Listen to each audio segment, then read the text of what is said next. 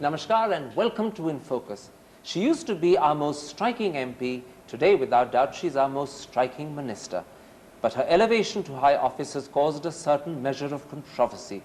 So what's gone wrong? And much more importantly, how does she plan to handle her new ministry?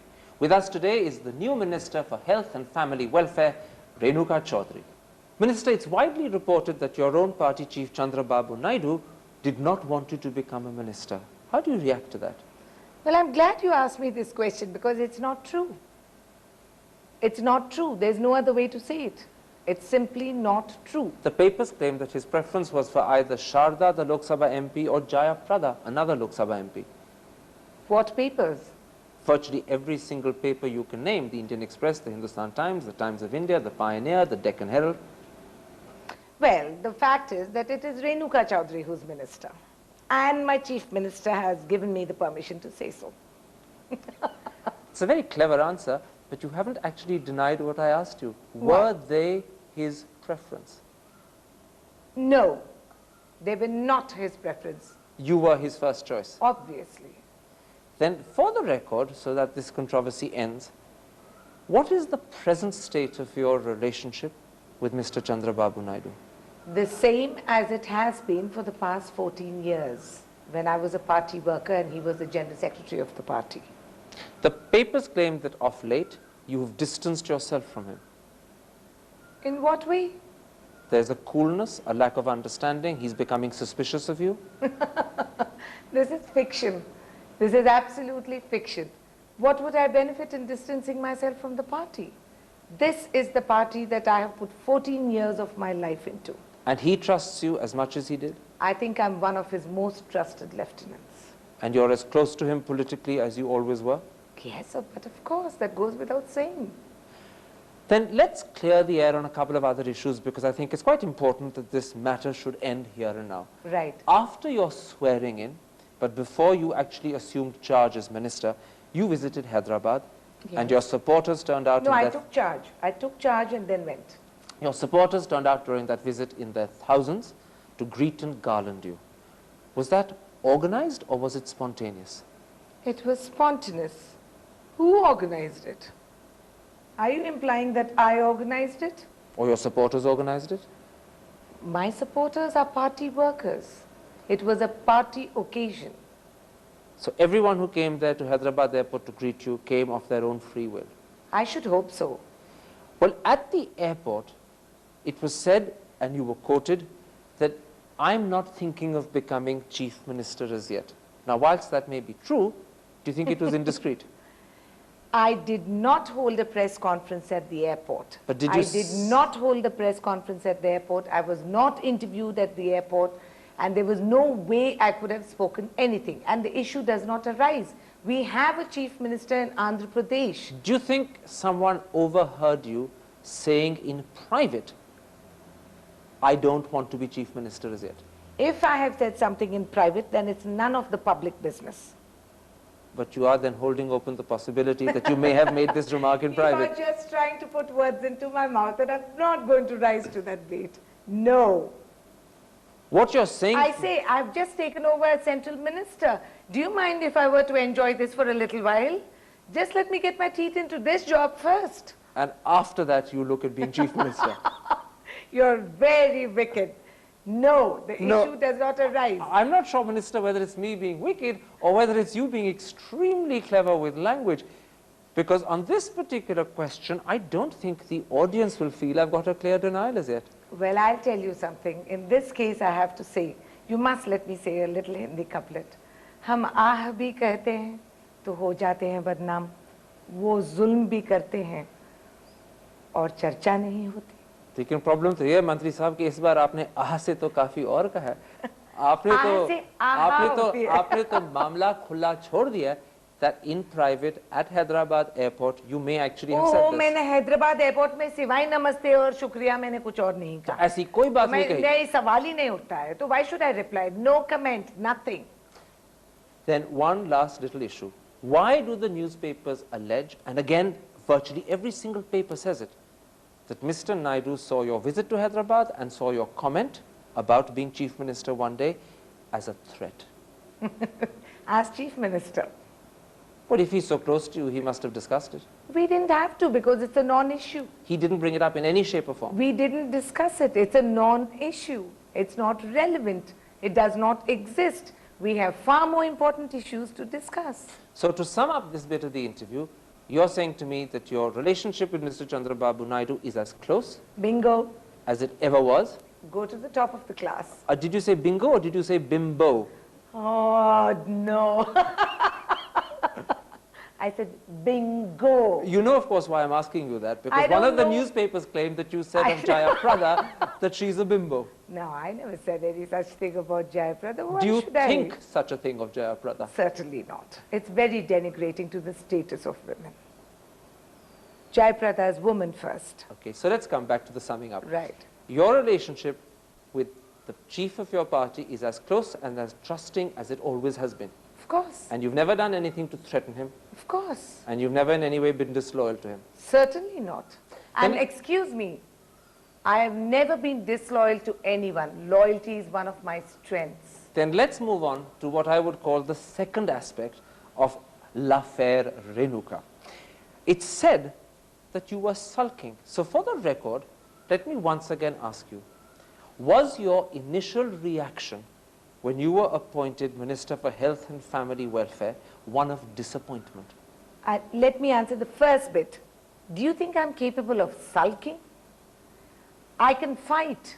I'll agree if you said I was fighting. I definitely don't sulk. I'll ask you that question. Right. Were you fighting for a different portfolio? No, I wasn't. Were you disappointed to receive Health and Family Welfare? Certainly not. It's one of my passions. I think it's poetic justice that 50 years of India's independence, we finally are giving it the relevance that it should have had. And I, as a woman, am sitting there. Is it true that you would have preferred to be Minister of State in Civil Aviation? First of all, giving us the portfolios is the Prime Minister's prerogative. But one still has one's right to a choice. Yeah, well, if you're discussing if I had a choice, what would I choose? Precisely. That I would have still chosen health and family welfare. And Yes. let that go down on record. I want it on record. You're saying that if you were asked what ministry you wanted, you would have actually chosen the one you got? But of course. But With of your course, hand on your heart, you're saying to me my that, hand on my heart, I'm saying to you and the nation, that Health and Family Welfare, is my priority. Health and Family Welfare Health is the and ministry you wanted. Yes, but of course. And you never thought of something like the Home Ministry, for instance, which is another one of those A mentioned. lot of people thought I'm a natural for that. They thought, Did you think you were a natural for that? well, I think I'm a natural for a lot of things. Would you have preferred that to No, Health and I'm Family glad Welfare? I've got health and family welfare. There's no second preference. And you are happy with that? And you have not sulked about it? I don't sulk. Did you approach Mr. Genetically not possible. Did you approach Mr. Gujral for a change of portfolio? Certainly not. Did you approach Mr. Chandrababu Naidu for a change of Certainly portfolio? not. The issuing of a portfolio is the Prime Minister's prerogative.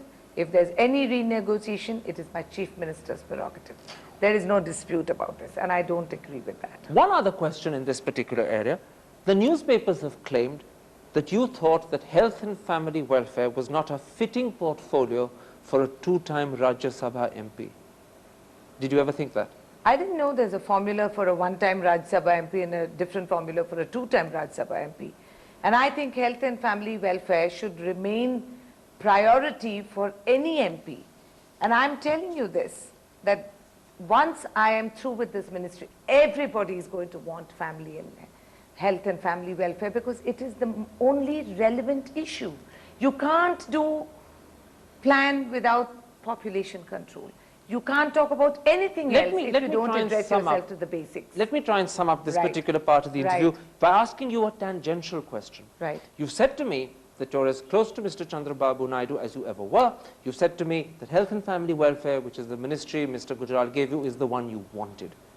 Who informed you that you were going to become a minister? Mr. My Gujral? Chief Minister. Mr. Chandrababu Naidu Right. informed you? Yes. Not the Prime Minister? No, subsequently I was informed by the Prime Minister. But news for the first time came to you from the TDP chief. Right. That's unusual, isn't it? Why? Because I thought it was the Prime Minister's prerogative to appoint The Prime ministers. Minister had informed my Chief Minister. This is the UF government. And the Chief Minister informed Yes, you. it is only right. It's unusual in parliamentary practice. UF government is unusual. But nonetheless, in all parliamentary I practice, in happen all to be in countries, the Prime Hyderabad. Minister informs Just ministers. a moment, please. I happen to be in Hyderabad. I happened to be in Hyderabad and I was called by my Chief Minister and he told me that the Prime Minister had informed him and he conveyed it to me. Who informed you of your portfolio, Mr. Naidu or Mr. Gujral? Mr. Gujral, the Prime Minister. Okay. So Mr. Gujral informed you of your portfolio, Right. but the first person to tell you that you were going to be a minister was Mr. Naidu. Yeah, so where is the controversy? I don't understand. One of the problems that you're now going to have to face, not in the sense of the portfolio, but in the sense of being a member of the ministry, is that there are an awful lot of die-hard conservatives of India, Right. perhaps even hundreds of millions of them. And they all think that women are not as efficient as ministers as men.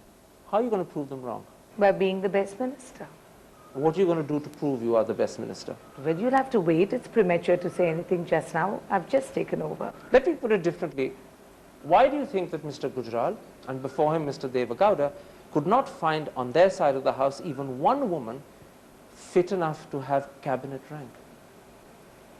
It's not relevant at this point whether you're cabinet rank or MOS. In fact, I'm happy I'm MOS because it gives me that little breathing time to learn the hang of things here. I wasn't talking just specifically about you. What I was saying is, isn't in a sense the old conservatism corroborated by the fact that neither Mr. Gowda nor Mr. Gujral have actually chosen to make a woman a minister with full cabinet rank?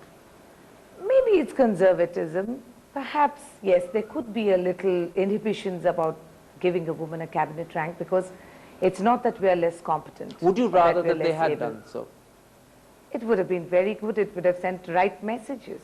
Can you think of one or two women who deserved cabinet rank and are on the right side of the house, I think all my colleagues deserve cabinet ranks. including yourself? Well, why not?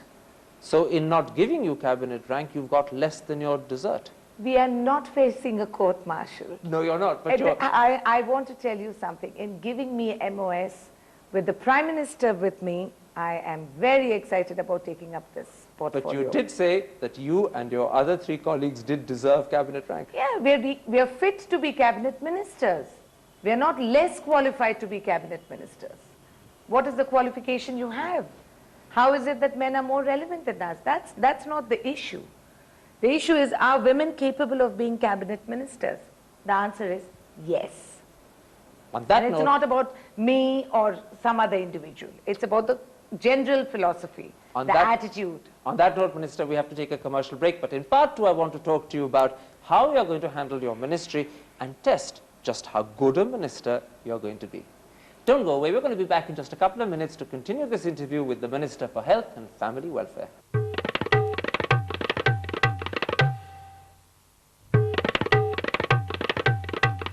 Welcome back. Minister, I want in this part to talk to you about some of the more fundamental problems that you face. And perhaps the most interesting is the case of Nirmala, the would-be surrogate mother in Punjab. What is your ministry's attitude to the fact that she wants to be a surrogate mother for an Indian Air Force officer's wife who cannot conceive? That is about individual choices. And when we progress in science sometimes, and we talk of gene splicing, we talk about the kidney transplants, and we talk about corneal transplants, and everything is a medical marvel and a possibility. Human behavior is thrown up. And then we seek how to legislate that. And it's not just in India. This is a problem that is viewed world over. And we are going to look at this. We're going to definitely apply ourselves to this and look at it to see what direction we can go. Let me put it to you like this. I suppose the fundamental issue involved here is that either this is simply a matter for Nirmala, an individual, or it's a matter for society because it concerns an issue of morals, or it's a matter for the law and the police because it concerns a question of legality. Which is it in your opinion? It's a bit of all three.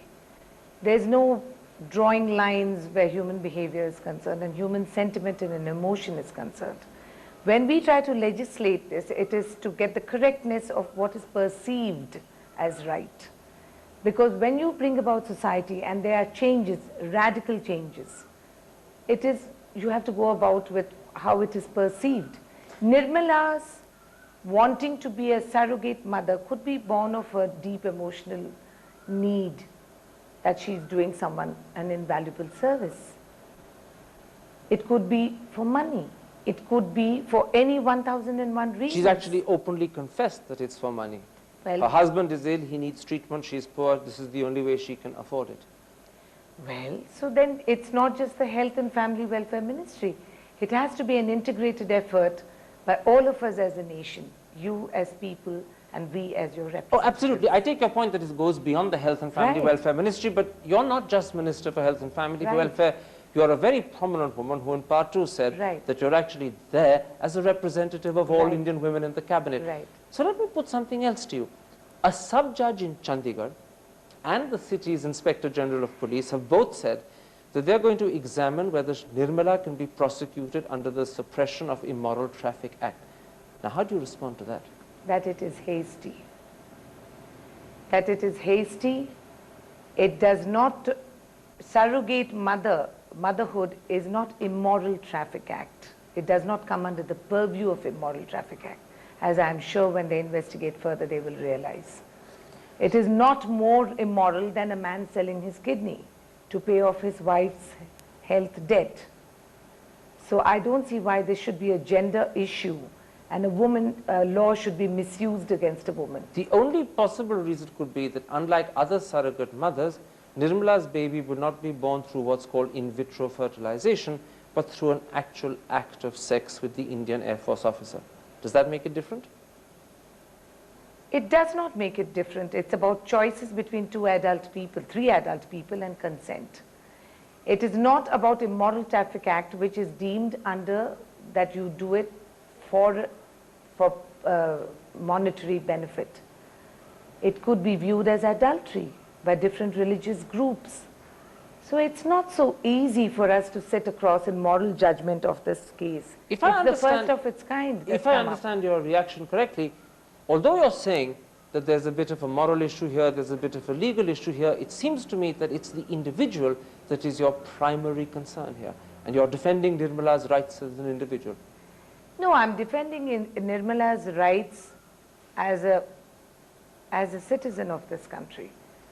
We don't want to have a lynch mentality when we're sitting. I'm not saying that what she's doing is right. I want to be very clear about that. But you're saying don't be hasty in condemning her. I'm saying don't be hasty. We don't know what human needs, what reason motivated her to take the stand. You're actually being quite understanding. Yes, of course. And there's a functional systemic failure in all of us if we have not addressed ourselves to the reality that Nirmala wants to get her husband well and she does not have the money to do so. All right, And that is the reality we have to address ourselves to. Let's move to a more substantial, perhaps a more critical issue that you face as Minister.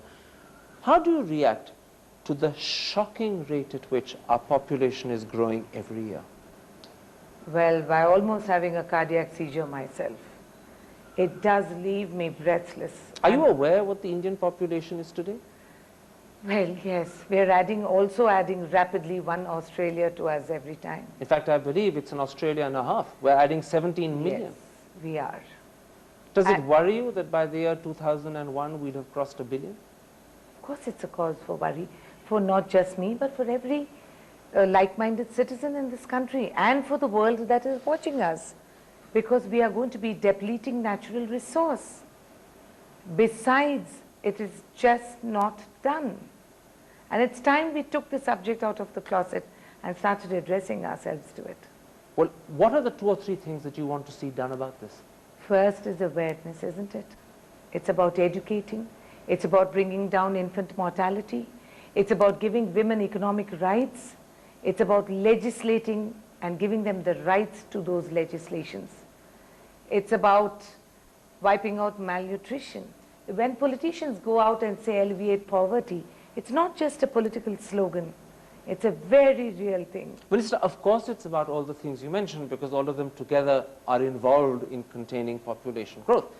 But do you think there's a need for a simple, blunt, direct message? We can't afford so many children. We've said it. Have we said it clearly enough? We've said it in a very bad way during the emergency, the ramifications of which are felt by us today nationwide. Do you think what happened during the emergency was a serious and damaging setback to our population control? It did. There's no denying that. Is that why we're being beat around the euphemistic bush. and not being blunt any longer? Is that why we're sometimes beating about the bush? No. It's about remaining sensitive to human needs and their rights. We are functioning in a democracy. So we just can't go out and decide that you don't know better and I know better about what you should be about, and this is what I think. But would you say that this is now achieving crisis proportions? It is. We've got to do panic management. Is this going to be perhaps your #1 priority? It is. I've already been on record. That is one thing that was not misquoted, was that my priority was population control. And are you going to strive to bring India's population rate and fertility rate down to the levels in China, which are so much better than ours? I don't want to compare India with China because we have two different systems of governance.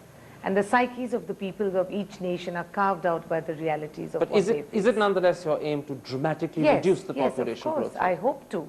I hope to bring about a great enthusiasm and a great campaign with interaction with people's participation, that all of us are going to collectively be accountable to this. And so population control is not just going to be a simple slogan, you're going to enforce it and make it effective. No, it's not going to be enforced.